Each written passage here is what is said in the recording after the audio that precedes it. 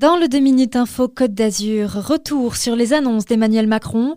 Les lecteurs de Nice Matin soutiennent les vallées sinistrées. Et puis la météo cet après-midi, du soleil au programme avec des températures plutôt douces. On aura 18 degrés à Menton, 17 à Antibes et 16 degrés à Nice. Mais à la une, évidemment... Françaises, Français, mes chers compatriotes. Les annonces d'Emmanuel Macron hier soir lors de son allocution télévisée. Désormais, les Azuréens sont fixés. L'allègement du confinement commence dès samedi avec la réouverture des commerces non essentiels et la reprise des cérémonies religieuses. L'autre bonne nouvelle, ce sont les sorties. Dès samedi matin, vous serez autorisé à 3 heures d'escapade et jusqu'à 20 km de chez vous. Le chef de l'État ajoute que si les chiffres continuent de descendre, le confinement prendra fin le 15 décembre.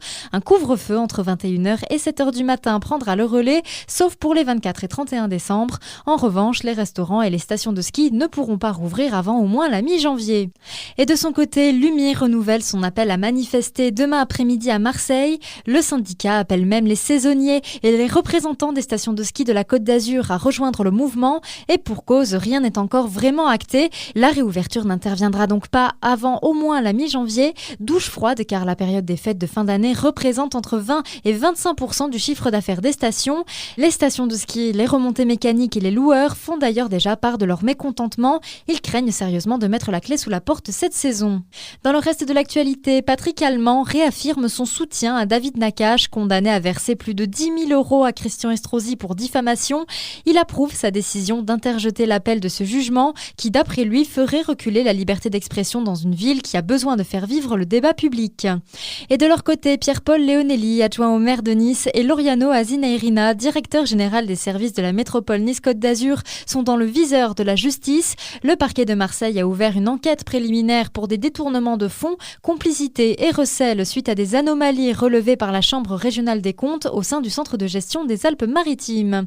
Dans l'actu également, les lecteurs de Nice Matin offrent 100 000 € aux sinistrés de l'arrière-pays. Le montant de la cagnotte en ligne lancée au lendemain du passage de la tempête Alex a été remis hier à la Croix-Rouge par le directeur de la rédaction de Nice Matin, Denis Caro. Enfin, cap sur le Vendée Globe, Alexia Barrier est toujours 25e de la course. La navigatrice biotoise et les 31 autres skippers font toujours voile vers le cap de Bonne-Espérance. De son côté, Boris Herman, qui concourt pour Monaco, se maintient à la 6e place. Bonne journée sur Radio Émotion. Tout de suite, votre météo Côte d'Azur.